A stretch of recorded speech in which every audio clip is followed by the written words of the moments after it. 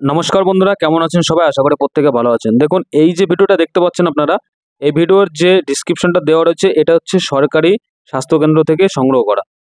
তো সাপের নিয়ে অনেক রকম বৈশিষ্ট্য, সাপ সম্বন্ধে অনেক কিছু তথ্য দেওয়া আছে, তো সেই বিষয়ে যাচ্ছি না। মোট কথা হচ্ছে যে সাপে যদি কাউকে বাইট করে, সাপে কামড়ালে কি কি করবেন আর কি কি করবেন না সেই সম্পর্কে সচেতনতা করার জন্য আজকের এই ভিডিওটা উপস্থাপনা করা। দেখুন, সাপে যদি আমাদের কামড়ায় আমরা টার্গেট রাখি যে কোনো ওঝার বাড়িতে নিয়ে যাবো, ঝাড়ফুঁক করাবো, সেখান থেকে ব্লেড দিয়ে কেটে মুখ দিয়ে চুষে বিষ বের করে দেবে। এই একটা ভ্রমের মধ্যে আমরা থাকি, কিন্তু এরকম কিচ্ছু নয়, এরকমটা আপনারা কেউ করবেন না। তো চলুন এই ডিসক্রিপশন অনুযায়ী আমরা দেখে নেবো সাপে কামড়ালে ফার্স্ট আমাদের কী কী করতে হবে।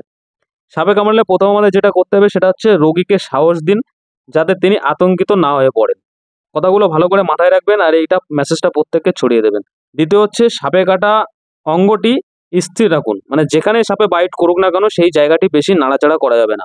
হাত পা বা আঙুলে সাপে কামড়ালে কাঠ বা বাঁশের টুকরোর সঙ্গে হালকাভাবে বেঁধে দিন, মানে যাতে মুভমেন্টটা না করে, যাতে বেশি ভাইব্রেটটা না করে। ওকে। তারপরে হচ্ছে রোগীর পোশাক আলগা করে দিন, কোনো জায়গায় মানে টাইট যেন না থাকে, যাতে ব্লাডটা সঠিকভাবে সার্কুলেশন করতে পারে। শরীর শক্ত হয়ে যা লেগে থাকে, যেমন আংটি, চুড়ি, জুতো, ঘড়ি ইত্যাদি খুলে ফেলতে হবে, প্রভৃতি খুলে দিন, যাতে আগে বললাম যে ব্লাড সার্কুলেশন যেন ভালো থাকে। তারপরে হচ্ছে রোগীকে দ্রুত নিকটবর্তী স্বাস্থ্যকেন্দ্রে নিয়ে যান। অ্যাম্বুলেন্স বা গাড়ি পাওয়া না গেলে মোটর বাইক অর্থাৎ মোটরসাইকেলকে ব্যবহার করুন। রোগীকে দুজন ব্যক্তির মাঝখানে বসান এবং তাকে পিছনে ধরে ধরে থাকুন, অর্থাৎ একজন ড্রাইভ করবে, মাঝখানে রোগীকে বসাতে হবে, তার পিছনে একজন বসে তারপরে সুস্থভাবে নিয়ে যেতে হবে। তো এইভাবে আপনি দ্রুত সরকারি স্বাস্থ্যকেন্দ্রে বা আপনার নিকটবর্তী হাসপাতালে, সরকারি হাসপাতালে পৌঁছান। কি কি করবেন না: ক্ষতস্থান কাটবেন না, ধোবেন না, মুখ দিয়ে চুষবেন না। এইগুলো হচ্ছে কুসংস্কার, এইগুলো এড়িয়ে থাকুন। ক্ষতস্থানে কোনো ওষুধ লাগাবেন না, সাপে কাটা অঙ্গে বাঁধন দেবেন না। এটা কিন্তু বরাবরের জন্য, শুধু আজকে নয়, আমরা সেই ছোটবেলা থেকে শুনে আসছি যে সাপে কামড়ালে তুরন্ত বেঁধে দিন, বেঁধে দিলে কিন্তু বিষটা আর ওঠানামা করতে পারবে না, জায়গায় থাকবে, তাহলে কিন্তু রুগী বেঁচে যাবে। এরকমটি কিচ্ছু নয়। সাপের যে বিষ সেটা হচ্ছে নিউরোটক্সিন আর হিমোটক্সিন, মেবি নিউরোটক্সিন, হিমোটক্সিন এই দুটো প্রকারের বিষ।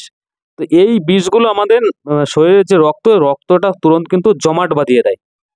তো যদি বান্ধন দেওয়া হয়, রক্তটা যদি চলাচল না করে, তাহলে কিন্তু জমাটটা বেশি বেঁধে যাবে, সেই ক্ষেত্রে রোগী কিন্তু মৃত্যুর সম্ভাবনা বেশি থাকবে। রোগীকে হাঁটতে বা গাড়ি চালাতে দেবেন না, রোগীকে একদম স্থির রাখতে হবে। সাপ ধরে বা মেরে হাসপাতালে নিয়ে যাওয়ার প্রয়োজন নেই। ঠিক আছে? কোন জাতীয় সাপে কামড়েছে সেটা যদি আইডেন্টিফাই করে বলতে পারেন, সেভাবে আপনার চিকিৎসা হয়ে যাবে। ওকে। ওঝা বা গুণিনের কাছে গিয়ে সময় নষ্ট করবেন না, এতে সঠিক চিকিৎসা শুরু করতে দেরি হয়। যেরকম আগে বললাম, কোনো রকম ওঝা কবিরাজের কোনো প্রয়োজন নেই। এবার অনেকে বলতে পারেন যে ওঝার কাছে গিয়ে অমুক বেঁচে গেছে, তমুক বেঁচে গেছে। দেখুন, সাপ সম্পর্কে আগে ধারণা হতে হবে, তারপরে কিন্তু এই সমস্ত কুসংস্কার থেকে বেরিয়ে আসতে হবে।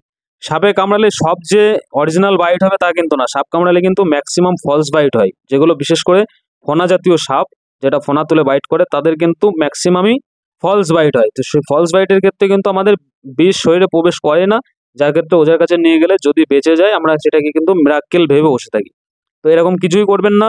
কোনো ওঝা, কোনো গুণিনের কাছে যাওয়ার কোনো দরকার নেই, কারণ এখন ফ্রিতে বিনামূল্যে একদম অ্যান্টিভেনাম দিয়ে সরকারি স্বাস্থ্যকেন্দ্র, সরকারি হাসপাতাল এই সমস্ত জায়গায় কিন্তু চিকিৎসা হচ্ছে। তো সাপে কামড়ালে তুরন্ত রোগীকে অভয় দিন। রোগী বেশিরভাগ মারা যায় কিন্তু হার্ট অ্যাটাকে। ম্যাক্সিমাম রোগী কিন্তু ভয়তে, আতঙ্কে হার্ট অ্যাটাক করে মারা যায়। তো রোগীকে অভয় দিন যে কিচ্ছু হয়নি, কোনো সমস্যা হয়নি। আর যত দ্রুত হোক তত দ্রুত কিন্তু নিকটবর্তী স্বাস্থ্যকেন্দ্রে বা হাসপাতালে আপনি নিয়ে যান। তো এই মেসেজটা সবাইকে পৌঁছে দিন। যদিও বা এখন মানুষ অনেক সচেতন হয়ে গেছে সাপ সম্পর্কে। সাপে কামড়ালে এখন মানুষ অধিকাংশই কিন্তু হাসপাতালে ছোটেন, ওঝা গুনিনের কাছে আর যায় না। আর যারাও একদম প্রত্যন্ত গ্রাম বা খেড়ে এলাকা থেকে বিলং করেন, তারা কিন্তু এখনো এই সমস্ত বিষয় বিশ্বাস করেন। তাদেরকে বোঝান যে হাসপাতালে গেলেই কিন্তু সুস্থ হবে। এরকম অনেক জলজান্ত উদাহরণ রয়েছে, অনেক উদাহরণ রয়েছে। যেরকম আমারই বন্ধু আরিফ, আপনারা প্রত্যেকে জানেন, আরিফের ভাই কিন্তু সাপে কেটে মারা গেছে আজকে 2-3 বছর মতো হয়ে গেল। চন্দ্রপড়ায় কামড়েছিল। তো অনেকটা লেট করে ফেলেছিল বলে 8 দিন আইসিইউতে থাকার পরে কিন্তু মারা গেল। যদি সঠিক সময়ের মধ্যে নিয়ে যাওয়া যেত, তাহলে কিন্তু অবশ্যই বেঁচে যেত। যেরকম শাশ্বত ঘোষ, আমাদের স্নেক সেভার ব্রাদার্স ইউটিউব চ্যানেল, আপনারা অনেকেই জানেন। শাশ্বত ঘোষ কিন্তু টানা প্রায় 2 সপ্তাহ মতো আইসিইউতে থাকার পরে তারপরে কিন্তু সুস্থ হয়ে বাড়ি এসেছে। আমি লাস্ট যে আপডেট দেখেছিলাম সেটা হচ্ছে যে একটা আঙুল হয়তো অপারেশন করতে হতে পারে, কেটে বাদ দিতে হতে পারে। তো এখনকার আপডেটটা জানি না। তো সাপে কামড়ালে যে মানুষ মরে যাবে বা এরকম কিচ্ছু নয়। সাপে কামড়ালে যদি সময় মতো চিকিৎসা করা হয়, সময় মতো অ্যান্টিভেনাম দেওয়া হয়, সময় মতো সেলাইন চালানো হয়, তাহলে কিন্তু সুস্থ হয়ে যায়। কিন্তু দেরি হয়ে গেলে যদি সম্পূর্ণ ব্লাডে মিশে যায়, রক্ত জমাট বাঁধিয়ে দেয় বা রক্ত তরল করে দেয়, তাহলে কিন্তু বাঁচানো খুবই মুশকিল হয়ে যায়। এর জন্য যতটা সম্ভব সময় নষ্ট না করে দ্রুত নিকটবর্তী স্বাস্থ্যকেন্দ্র বা হাসপাতালে নিয়ে যান। ওকে, ধন্যবাদ।